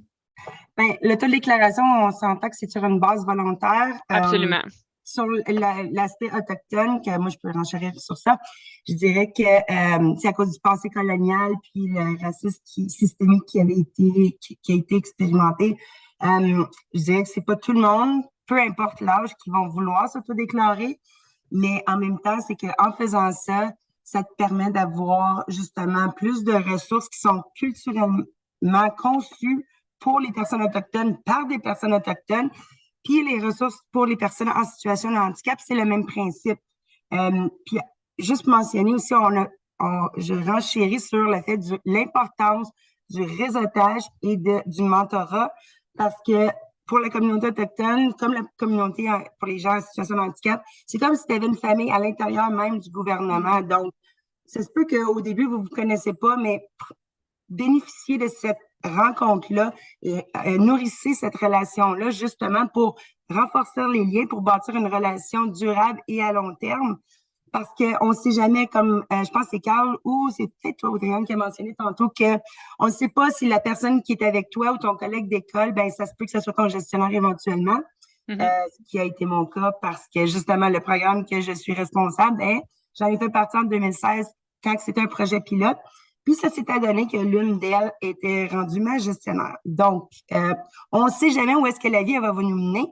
Mais je vous encourage fortement à considérer une carrière au sein de la fonction publique fédérale parce que tu peux voyager partout, tu peux rencontrer des gens vraiment incroyables de tous les âges, de tous les niveaux. Puis, justement, faut pas se sentir gêné de poser des questions parce que ça se peut qu'on pose les bonnes questions, mais on n'est pas dans le bon environnement, la bonne équipe. Ça se peut, mais venez nous voir, autant pour les personnes en situation de handicap que les personnes autochtones. On est là pour vous aider, pour vous guider vers le meilleur pour que vous puissiez vous épanouir. Donc, je suis bien contente d'avoir pu partager ça avec vous aujourd'hui. Puis naturellement, je pense que tu abordes, Véronique a abordé la deuxième partie de la réponse, donc de mettre à jour son profil du programme fédéral d'expérience de travail étudiant. L'autre option, naturellement, c'est de faire du réseautage. Donc, dans votre contrat actuel, là, développer vos contacts, contacter des gens, encore là, via GC Annuaire, via GC Connex, en faisant partie des occasions d'emploi pour les personnes en situation de handicap, pour les étudiants en situation de handicap, les étudiants autochtones, puis de trouver aussi des opportunités de mentorat. C'est comme ça que vous allez élargir votre réseau de contacts, puis vous allez pouvoir dire, ben je me cherche un emploi à temps partiel cet automne. Est-ce que tu connais quelqu'un qui recherche un étudiant dans ce domaine-là? Donc, c'est vraiment la manière, selon moi, de s'y prendre, là, mettre à jour FSWEP, le programme fédéral d'expérience de travail étudiant, et aussi là, de faire du réseautage. Absolument, merci. Encore une fois, le réseautage, l'auto-identification, c'est tellement des trucs importants. C'est des trucs qu'on pense peut-être de base, mais c'est des trucs qui sont super, super utiles dans le développement de carrière. Je veux dire, si la sous-ministre Tina en parlait de l'importance du réseautage, moi, je considère que c'est important parce que clairement, si je vois que ça a aidé quelqu'un comme la sous-ministre Tina qui prend le temps de nous en parler, c'est parce que ça a vraiment un impact dans la carrière, dans nos carrières. Et Carl, je tiens à mentionner que tu es l'exemple parfait du réseautage qui a fonctionné, là. Carl en tout cas, c'est une longue histoire pour pas grand-chose, là, mais j'ai découvert Carl par le biais de courriels, de malentendus, peu importe. Puis aujourd'hui, il est co-président d'étudiants GC. Fait que c'est en allant contacter les bonnes personnes, en étant curieux, en posant des questions, qu'on s'implique dans des initiatives puis qu'on peut vraiment se développer dans notre carrière. Donc, en tout cas, chapeau Carl d'avoir d'avoir envoyé des courriels puis d'avoir Des fois, on se dit, est-ce que je devrais y participer à l'activité? Est-ce que ça vaut vraiment la peine? Même si on ne voit pas les résultats la journée d'après ou immédiatement, ça peut être dans 2 semaines, dans 1 mois, dans 3 ans qu'on voit les résultats, puis ça vaut vraiment la peine de s'impliquer. Il ne faut jamais avoir peur de le faire, que ce soit en ligne, virtuellement ou en personne, qu'on soit introverti, extraverti, il y a toujours des opportunités de s'impliquer un peu partout. Avant de nous laisser, Véronique et Audrey-Anne, j'ai une dernière question ici, puis peut-être qu'on aura le temps aussi de revenir à des questions qui avaient été posées par le début, Audrey-Anne, que tu avais répondu. Je suis étudiante ici depuis 2019. Cependant, j'ai entendu qu'il y avait des coupures budgétaires pour les emplois étudiants. Est-ce qu'on doit s'inquiéter? C'est dur à répondre à cette question-là, je pense. Chaque département est un peu unique. Bon, on sait l'environnement dans lequel on travaille en ce moment. Vous avez probablement tous entendu parler du budget 2024. Vous pouvez aller le lire, tout est public. Cependant, l'impact pour le personnel étudiant, en fait, ça va dépendre des ministères et ça va dépendre de votre équipe. Donc, ayez la conversation avec votre gestionnaire. C'est vraiment la seule façon que vous allez pouvoir le déterminer. C'est quoi l'impact sur votre carrière ou sur votre contrat étudiant en particulier. Cela dit, je ne pense pas qu'il n'y a aucun besoin de s'inquiéter. Il y a tout le temps des ressources un peu partout. Le gouvernement du Canada continue à embaucher des étudiants. Ça, c'est clair. Et si jamais c'est quelque chose qui vous affecte personnellement, nous, étudiants GC, on dit tout le temps, mettez jamais tous vos œufs dans le même panier. Donc, allez faire du réseautage, allez voir s'il y a d'autres opportunités ailleurs. Demandez à votre gestionnaire s'il n'y a pas de possibilité de rester dans votre équipe, de voir s'il y a peut-être une possibilité d'aller travailler dans une autre équipe. Peut-être que votre gestionnaire est au courant d'autres opportunités qui pourraient exister. Donc, n'hésitez pas là, à aller faire cette recherche-là. Je sais que parfois, l'incertitude, ça peut créer de l'anxiété, mais une bonne façon de combattre cette anxiété-là, c'est vraiment de se préparer et d'aller faire les recherches le plus rapidement possible. Donc, d'avoir une conversation avec votre gestionnaire plus tôt au lieu que tard, ben, ça va vous aider là, à trouver les solutions à cette situation-là. Oh, je vois qu'on a d'autres questions ici. Question de Mel, est-ce que TDAH est considéré comme un handicap éligible au programme d'OSH? Véronique? Bonne question, ça. J'adore la question et merci de l'avoir posée. Écoute, il y a plusieurs personnes qui sont aux prises avec du TDAH. Est-ce que ça pourrait être considéré? Oui, certainement. Puis à travers ça, puis là, je pense pas que j'en ai parlé aujourd'hui, mais ça va être un aspect que j'aimerais ça aborder éventuellement ou que je pourrais te connecter avec ma collègue Camilla, qui est responsable du programme. Mais ça s'appelle les accommodations pour le travail. Donc, dans le fond, tout dépendamment de ce que toi, tu as besoin, mais c'est une conversation aussi à avoir avec ton gestionnaire. C'est pas nécessaire d'avoir un billet médical par rapport à ça, parce que les normes ont changé et tout. Mais je dirais que fais juste m'envoyer ton adresse courriel, puis je vais pouvoir te connecter avec ma collègue Camilla, parce qu'elle a fait en ce moment, elle fait la même présentation que moi, mais dans la version en anglais. Puis moi, je fais celle-ci en français, puis ça va me faire vraiment plaisir de te guider. Puis écoute, s'il y a de l'information qui me manque, ben ça va me faire... J'apprécie d'apprendre, parce qu'on apprend tous les jours. On peut pas être considéré, on va dire, des experts dans tel champ de connaissances, mais on apprend tous les jours. Puis moi, ça me fait plaisir de te connecter avec Camilla, justement, Camilla Dasgupta, qui est la responsable du programme de l'Occasion d'emploi pour étudiants en situation de handicap. Donc, merci beaucoup pour la question, c'est apprécié. Puis, je vois aussi une sous-question là par rapport à ton adresse courriel, mais j'ai vu que tu as partagé dans le chat, puis je vais juste répondre avec ça, mais c'est l'adresse, la boîte générique pour l'Occasion d'emploi pour étudiants autochtones. On peut te contacter comme ça, Véronique? Sinon, je vais mettre mon adresse courriel aussi dans le chat si vous voulez me contacter directement, parce que moi, je crois au safe space, fait que un endroit sécuritaire. Puis ça se peut que, écoute, je sais qu'on est en mode virtuel, mais que tu es connecté avec moi, donc ça va me faire encore plus plaisir d'avoir une conversation avec toi. Puis j'aime ça, prendre le temps avec les gens. On parlait des heures de travail et tout ça, puis ça peut arriver, oui, il y a des fois qu'on va dépasser nos heures de travail, mais quand on trouve un emploi où est-ce qu'on est passionné, puis pour moi, personnellement, c'est de redonner ce que j'ai reçu. Je trouve que c'est tellement important, puis que c'est très significatif. On dit en anglais « meaningful ». Moi, je trouve que ça fait la différence parce que je sais c'est quoi quand tu as une personne qui croit en toi, puis particulièrement quand tu es étudiant, ça fait toute la différence si tu vas rester ou si tu vas partir. Donc, je vais mettre mon adresse courriel dans le chat, puis ça va me faire plaisir, si vous voulez me contacter directement, de répondre à vos questions, commentaires, suggestions, peu importe. Ça va me faire plaisir de rentrer en contact avec vous. Merci pour la question. Excellent. Merci, Véronique. Et je pense que c'est une belle façon de conclure notre événement d'aujourd'hui. Merci, Véronique, pour ces mots inspirants. Tu as parlé un peu de ton parcours, Véronique, en 2016 et tout. Et je trouve ça tellement inspirant de voir les étudiants qui, après ça, continuent. Ils ont la piqûre, puis après ça, ils veulent continuer dans la fonction publique. Je sais que c'était le cas pour toi, Véronique. C'était le cas certainement pour toi, Audrey-Anne, et certainement pour moi aussi. Donc, j'espère que l'événement d'aujourd'hui aura contribué à vous vouloir continuer votre carrière dans la fonction publique après vos études. C'est tout le matériel qu'on avait pour vous aujourd'hui. Merci encore pour vos questions super pertinentes comme questions. Vraiment, là, c'est des bonnes questions. Donc, merci de votre participation. Et moi, je vous souhaite de la part du réseau d'étudiants GC et le réseau des jeunes fonctionnaires fédéraux un gros merci.